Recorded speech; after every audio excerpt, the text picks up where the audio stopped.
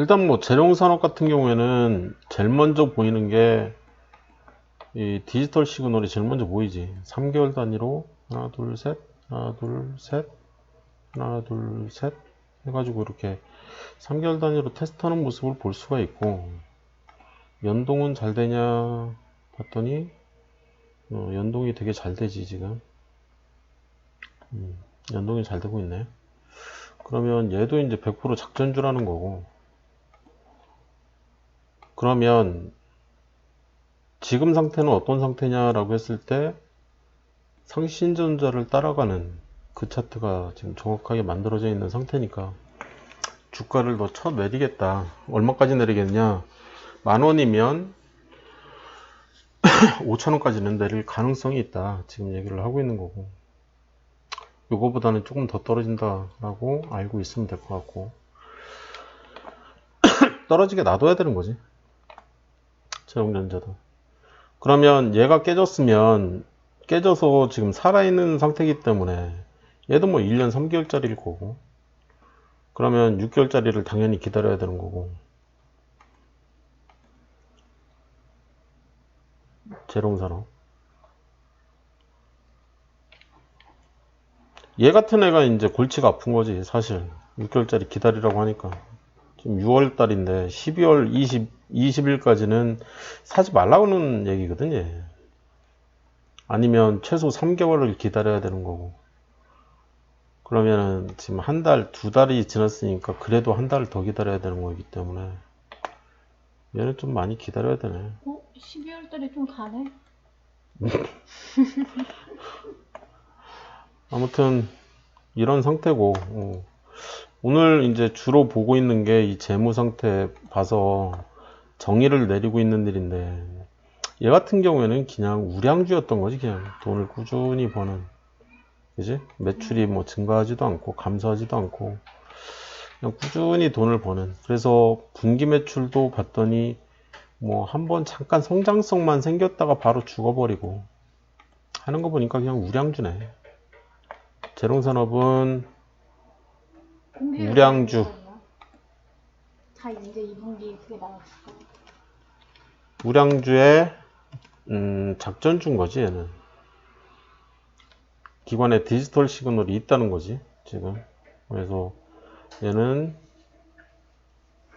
좀 더 지켜봐야 된다.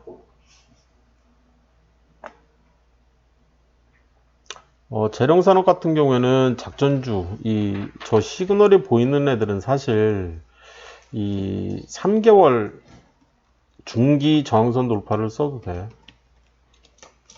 얘를 써도 된다고. 작전주기 때문에. 재룡산업 같은 경우에는 약간 좀 독특하지, 얘는.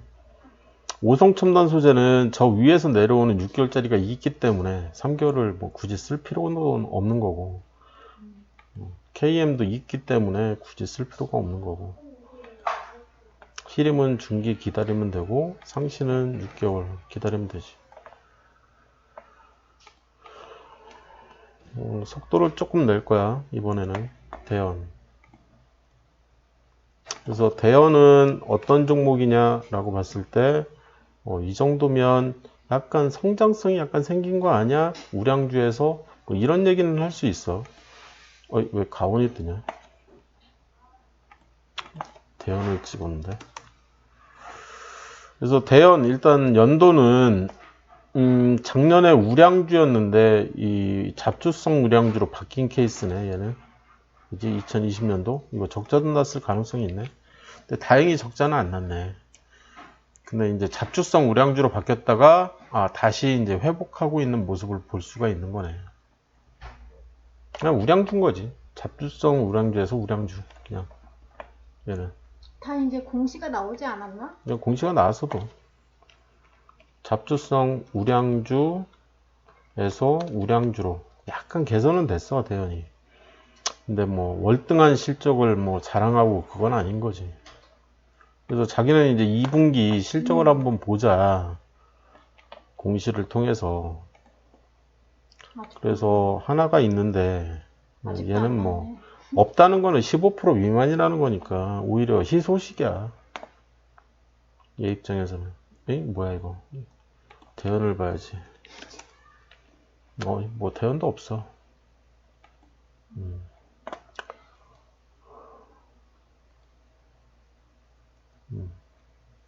다음은 대연 다음 뭐야? 그걸 얘기를 해야지. F코. 대연은 지선 저항선을 안 봤나 보네. 대연에서는 봐야 되는 게 이제 이 지선 저항선도 한번 확인을 하려고 하는 거니까 살아 있는 거는 천만 다행이네. 그래서 깨진 거는 얘가 깨진 거네. 깨져서 얘가 지금 살아 있는 거네, 그지? 그래서 한 달, 두 달, 세 달, 네 달, 다섯 달, 여섯 달, 6개월짜리가 깨졌네. 6개월짜리가 깨져도 얘는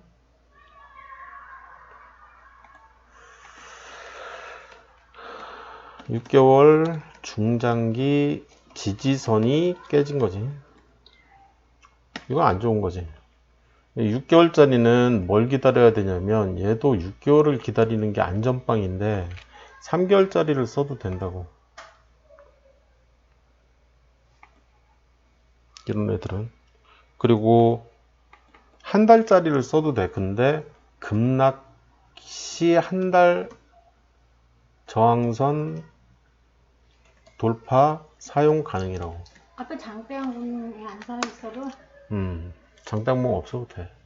급락했다, 급락 패턴이 보인다 그러면 한 달짜리 얘는 단기거든. 한 달 단기 정선이라고 불러야 되는 거고 이 단기 정선을 써도 되는 거야.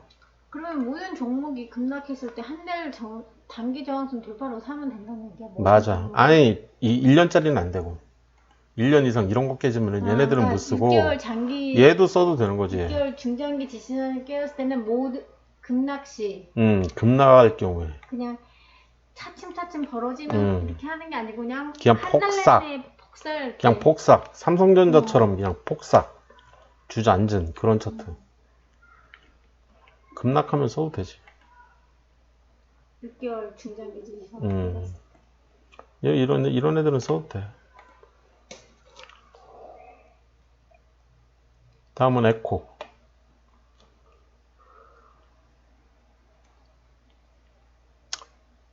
에코는 나쁜 공시가 떴을 것 같아, 얘도.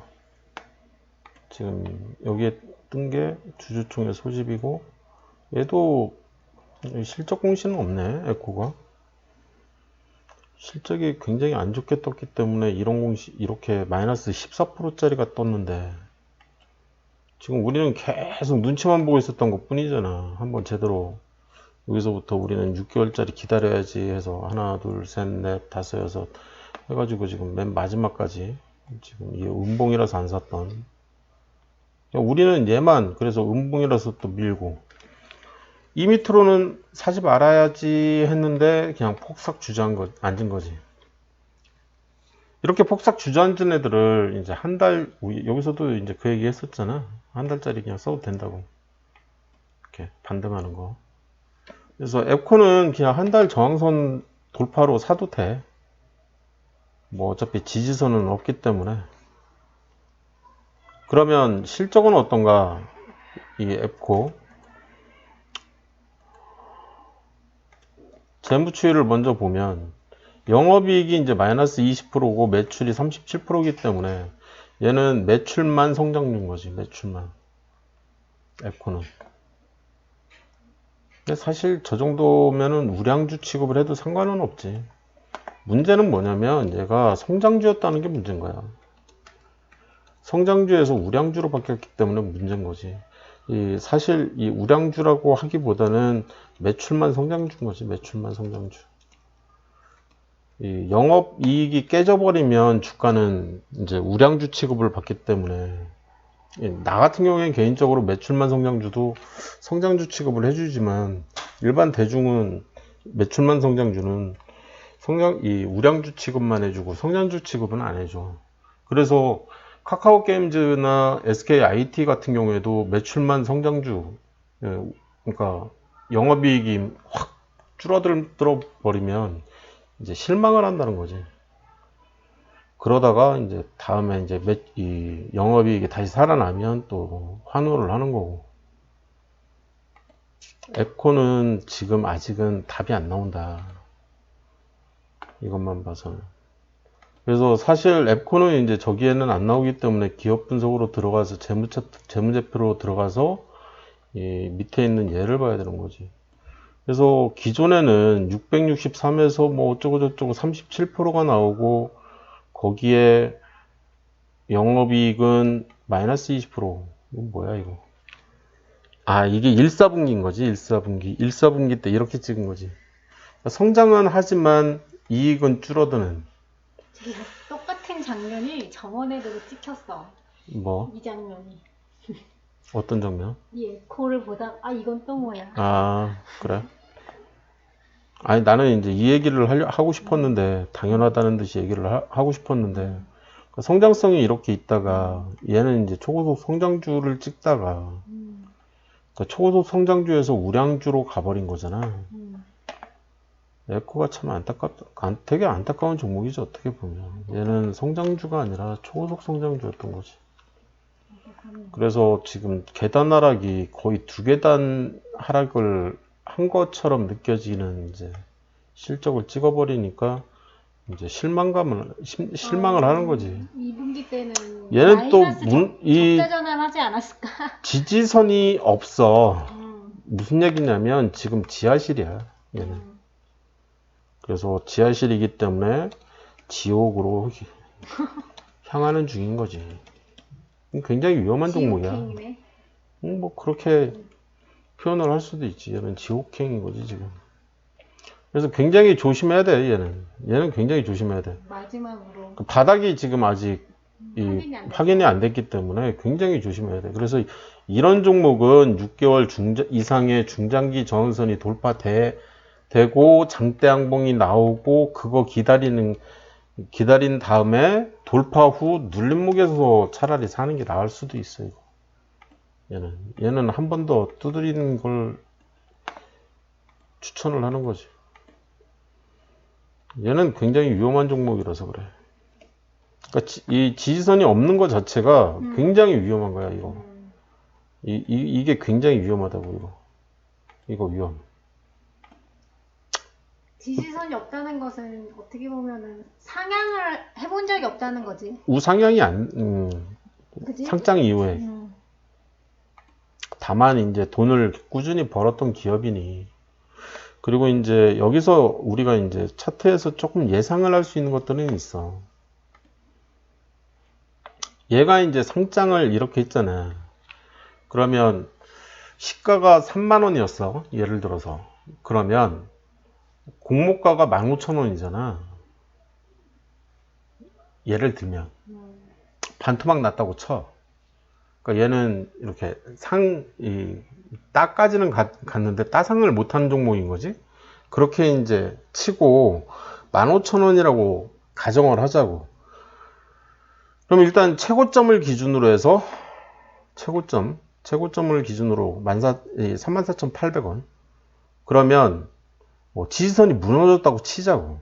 그냥 장기 지지선이 깨졌어 라고 가정을 해버리면 17,400원까지는 무조건 떨어지는 거예요. 얘는. 아직 17,400원 오질 않았어. 그러면 너는 향후 전략이잖아, 이쪽이. 에코는 그러니까 예상인 거지. 이거는 그냥 단순히 통박 굴려가지고 예상을 딱 하면 최고가를 먼저 찾는 거야, 이렇게. 그래서 34,800원. 34,800원.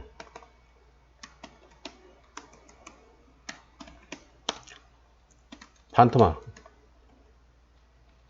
그러면 27,400원. 아래로 떨어진 이후에 보자고.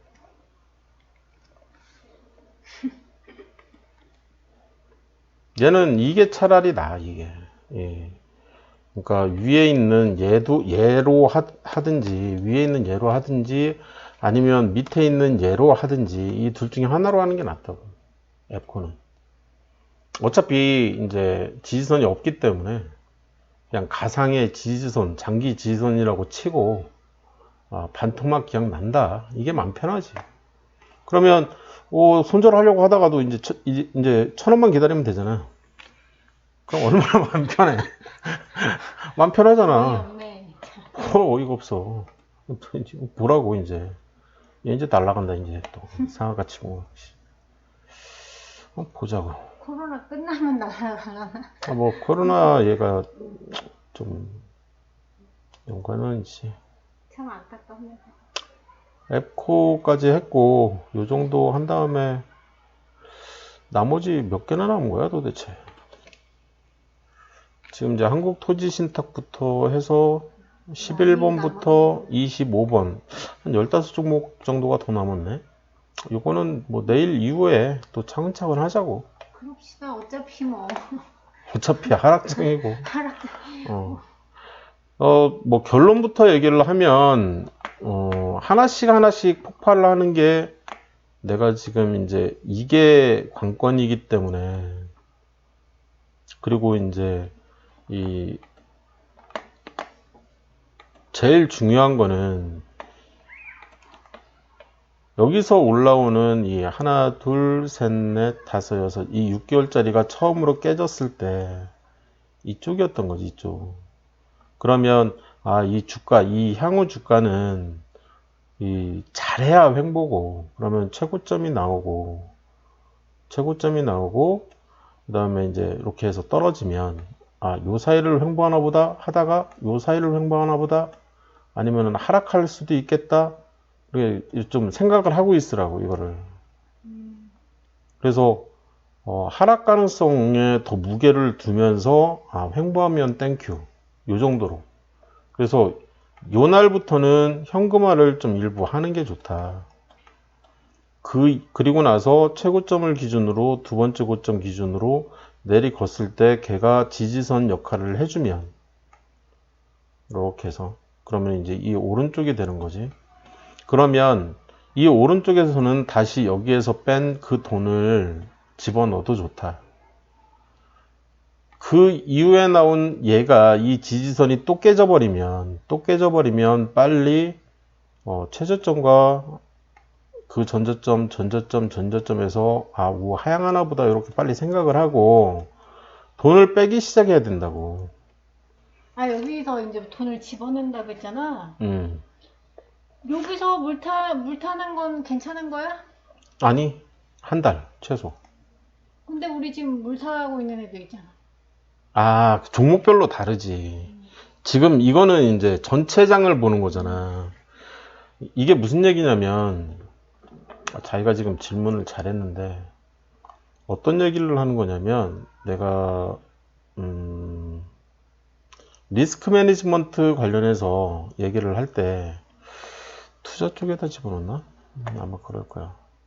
그러니까 이 장이 안 나빠질 수도 있는데 이 종목을 지금 이 상황에서 물을 타야 돼? 막 걱정되잖아. 사실은 내가 그치. 오늘 물 탔는데 내일 막 또 폭락 잡으면 어떻게 돼?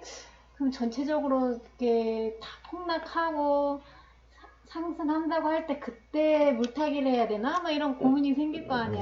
그것 때문에 한두 종목밖에 물을 안 타는 거야 지금. 아니 그리고 적극적인 물타기를 안 한다고. 시그널도 안 나왔잖아. 뭐가? 나머지 부분 뭐 물타는 시그널도 없고 기다려야 되잖아. 6개월 이상. 근데 이제 이렇게 시그널이 나온 애를 타야 되나 말아야 되나 걱정이 되는 거지. 내가 오늘 물 열심히 뭐 3배수, 4배수에서 물 탔는데 내일 폭락장이 와. 그러면은 얼마나 실망이 크겠어. 그러니까 지금 이제 내가 만든 이 매매법 같은 경우에는 평소에 운용 자금이 있는 거고 일단 큰 그림부터 좀 이해를 할 필요가 있는데 큰 그림이 어디에 있을까? 이거.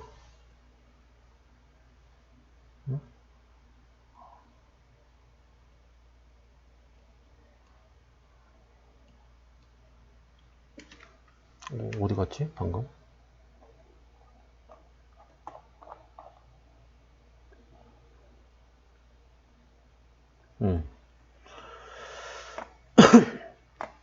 코스피 지수에 따라서 이제 지금은 요 지수 사이에서 지금 움직이고 있는 거잖아.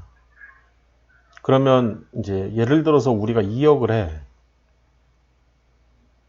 여기서 내가 평소에 운용하고 있는 자금이, 그러면 내가 평소에 운용하는 자금이 예를 들어서 2억이야. 그러면 지금 이제 2억인 상태에서 이 지수가 무너져 내렸어. 그러면 20%를 빼는 거야. 그리고 뭐 아까 같은 이런 장기 지선이 무너졌어. 50%를 빼야 된다고. 그 얘기는 내가 자기한테 계속 하고 있는 거잖아. 그러면 20%를 빼면 최소 4천만 원을 빼야 되는 거야. 2억 가지고 하면. 최소 4천만 원을 무조건 빼야 된다고. 아까 그 중장기 지지선 같은 게 딱 무너져. 무너지는 순간, 내 총 투자금의 최소 20%를 최대한 빨리 빼놓는 게 낫다고. 근데 걔가 살아있어. 그러면 더 빼야 된다고. 근데 물려서 못 빼고 있어. 물려서 못 빼면 놔둬야지. 손절을 치고 20%를 빼야 되나? 손절을, 그러니까 이제 그거는 선택인 거야. 내가 이제 그 부분은 선택이라고 이 뒷부분에 이제 써놓은 거지. 그건 이제 각자 선택인 거지. 손절은 손해를 보는 거기 때문에 내가 손절하세요 이 얘기는 못하지. 나는 그냥 가리키는 것 뿐이니까. 그래서 박스권이라고 이렇게 생각이 들면 내가 2억을 평소에 1억을 하고 있어, 또는 2억을 하고 있어. 그러면 그거에 20% 정도는 이제 박스권 하단에서는 더 해도 된다. 이거는 저항선 돌파를 얘기를 하는 거야. 근데 이 지지선이 무너지면 20% 정도는 빼는 게 좋다는 거지. 이해됐나? 20%를 더 한다는 얘기는 1억 2천을 한다는 거야? 그렇지. 1억 2천 정도는 해도 되는 거야. 했던 사람이 저항선 돌파가 되면 20%는 그때부터 더 해도 되는 거야. 한 달 정도는. 그래서 한 달 지지선을 보는 거야. 한 달 지지선을 봐가면서 이제 세츄레이션 될 것처럼 느껴진다. 그러면 1억으로 줄이고, 지지선이 무너졌어. 그러면 이제 2천을 더 빼야지. 그러면 1억 2천, 1억 8천, 막 이런 식으로 이제 자금이, 총 투자 자금이 막 바뀌는 거지. 운영할 수 있는 자금이 1억보다 더 있었던 얘기. 평소에 이제 이거는 이제 여윳돈인 거지, 여윳돈. 그래서 이런 사람들이 되게 많아, 시장에. 내가 교육하는 애도 지금 2천만 원만 가지고 하고 있고, 이거 말고 여윳돈이 3천이 더 있는 거야. 그러니까 그 친구 같은 경우에는 내가 이 3천 같은 경우에는 이 중에 일부 한 800 지금 삼성전자 사서 이제 들고 있는데, 그래도 여전히 이제 내가 이쪽에서 좀 돈을 빼라고 했기 때문에 여전히 3천 정도가 남아 있거든, 현금이. 그러면 내가 이제 어떤 한 종목이나 두 종목만 찍어서 이제 물타라는 식의 얘기를 할 수가 있는 거지. 대비가 돼 있으니까. 근데 걔만 그런 게 아니라 걔 가르치기 전 친구도 자금은 현금성 자산이 1억 이상 있는 거지. 근데 주식으로 5천만 원만 하고 있는 거야. 5천만 원만 하고 있어. 그러면 이제 위기를 기다려야 되는 거지. 이 나머지 5천만 원 같은 경우에는. 그리고 이 5천만 원에 이제 돈을 벌었어. 그러면 계속 돈을 빼야 되는 거죠. 한쪽에다가 20%. 그럼 한 1,000만 원 정도는 빼서 다른 통장에다 두고 가만히 있는 게 낫다고. 그래서 어떻게 하면 내가 리스크를 최소화시킬 수 있을 것인지, 그거에 대한 생각은 계속 가질 필요가 있는 거야. 이거는 이제 이 전체적인 주식 운용에 대한, 이 주식 자금 운용에 대한 얘기인 거지. 내가 자기한테는 이 얘기를 안 해. 처음 하나? 처음 할 수도 있지. 자기는 교육을 하다 말았잖아. 차트의 기술을 읽으라고 한 지가 지금 한 5년 된 것 같은데. 나는 평소에 운용할 수 있는 자금을 다 돌려. 자기는 이제 계속 이제 2천만 원 가지고 계속 복리로 계속 그것만 가지고 하는 거고. 근데 내가 이제 중간중간 빼라는 얘기를 하잖아. 빼라. 지금은 빼라. 지금은 늘 때다. 이거를 내가 해주고 있는 거지, 사실. 그러면 자기는 이제, 왜 빼라고 하지 하면서도 이제 그냥 빼주고, 그러고 있었던 거지. 나는 이제 이 생각을 계속 머릿속으로 가지고 있기 때문에, 지수 차트를 계속 보면서 이제 모니터링을 하고 있는 거지. 그래서 총 투자금이 이제 지수 차트하고 연동이 돼 버리기 때문에 그러는 거고. 그래서 지금의 차트는 추가 하락이 충분히 가능한 폭락이 나왔기 때문에 이런 위치라고 생각을 하면 대세 하락할 거라고 이 큰 방향성은 이렇게 잡고 반등에 대한 기대 심리는 버리는 게 좋다고 일단 최대한. 그래서 지금 한 요 정도 위치, 그래서 한 반등을 해도 한 요만큼 할까? 그런 생각을 가지고 접근하는 게 오히려 마음이 편하다고. 내가 그 삼성전자 들고 있는 그 친구 있잖아. 그 친구한테도 내가 삼성전자는 한 달 기다려라. 그 얘기를 하는데 얘도 뭐 지수 쳤다고 똑같이 가니까 뭐야 이거? 안 깨졌네? 나는 왜 깨졌다고 생각했지? 여기가 깨진 거 아니야? 아니야. 6개월이 깨진 거 아니야? 6개월은 깨져도 상관없어. 이거 안 깨진 것 같은데? 깨졌네. 오늘 깨진 거네. 좀 얘도 암울해진다.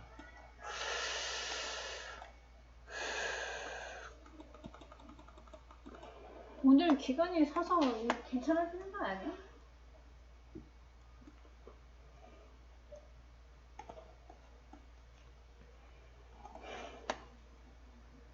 삼성전자를 이걸 보고 있는 사람들 중에 뭐 삼성전자도 많이 들고 있을 테니까.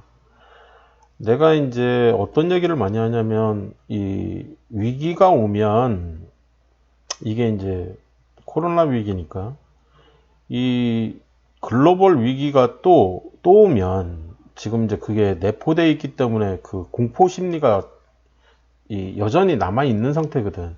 돈이 풀려가지고 지금 이렇게 뻗어나간 거지.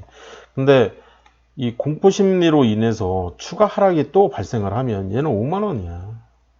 여기까지 떨어질 가능성이 있는 거야. 내가 계속 그 얘기를 많이 하거든. 내가 아는 사람들한테는. 여기까지 떨어질 가능성은 충분히 있지. 여기서부터 이제 계단 하락을 막 하면서 떨어지겠지. 근데 이제 큰 틀로 보면 저게 떨어지는 게 아니라는 거지.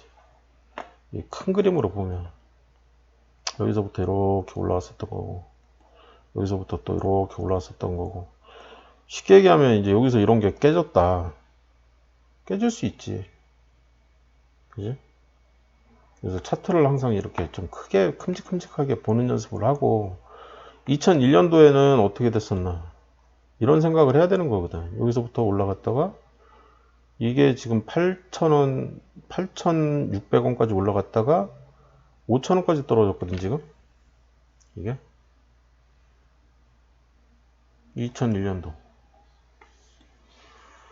98년도 그때는 여기서부터 7,800원까지 올라갔다가 2,500원대까지 떨어졌어. 이럴 수도 있는 거지. 그건 모르는 거지. 어찌됐든 지지선은 이 밑에서부터 이렇게 올라오고 있으니까 이 지지선 따라서 결국에는 가는 거니까.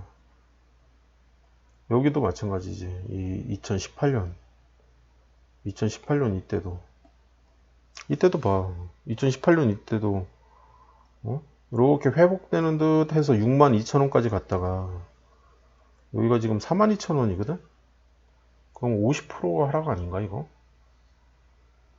그러니까 반토막은 아닌데 30% 이상 하락을 그냥 내리꽂은 거잖아 그냥 차트가. 개파락 그리고 반등 조금 하는 척 하다가 또 개파락으로 막 떨어지는 거잖아. 예전에도 과거에도 이런 적이 있었기 때문에 주의할 필요는 있는 거지.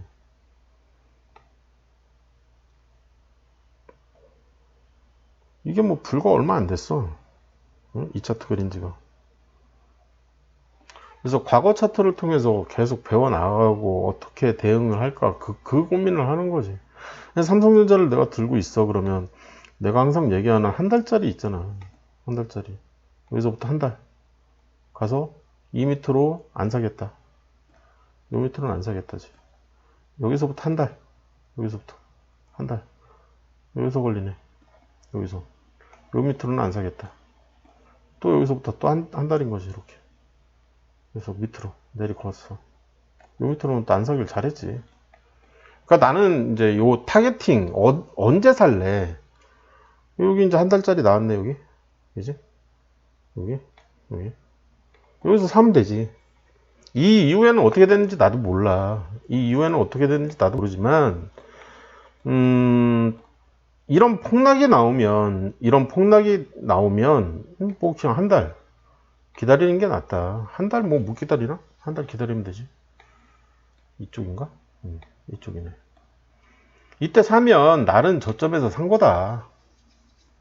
이 한 달 포인트 다음에는 내가 3개월 포인트 얘기하잖아. 응? 한 달 다음엔 3개월. 얘는 택도 없고. 여기서 3개월이 보여서 하나, 둘, 셋. 그잖아. 응? 내리코서. 이날 나오네. 이날 나오네, 이날. 요날 사든지 아니면 한 박자 쉬고 오른쪽이니까 요날 사든지. 그건 본인들 마음인 거지 뭐. 그러면 나는 이 종목을 벌 가능성이 생기는 구간이 생기는 거지. 내가 알려줄 수 있는 건 이런 거지. 타이밍. 그래서 언제 사? 지금 우리가 들고 있는 많은 종목들이 이런 상태인 거야. 이런 상태. 그러면 한 달짜리를 놓쳤어. 여기서부터 이렇게 해서 한 달. 얘를 놓친 거지. 그러면 이때 샀으면 나는 한 1, 2주 내로는 털 가능성이 생기는 거야. 이 종목을.